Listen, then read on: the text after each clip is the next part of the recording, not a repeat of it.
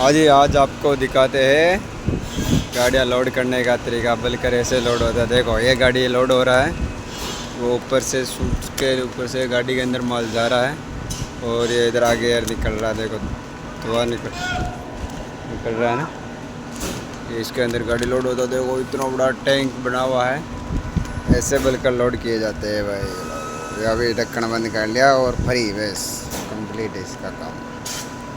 वह गाड़ियाँ काटा हो रही है, ये गाड़ी का कांटा तुलने में लग रही है अभी। और ये देखो लोड हो रहा है गाड़ी भी, ये देख सकते हो। और एक हमारा गाड़ी पीछे लगा हुआ है। ऐसे गाड़ी लोड होते हैं भाई। लोड कर रहा हूँ ऊपर बैठा बैठा मशीन से। और ये होने वाला सर 1 मिनट में गाड़ी लोड हो जाता है।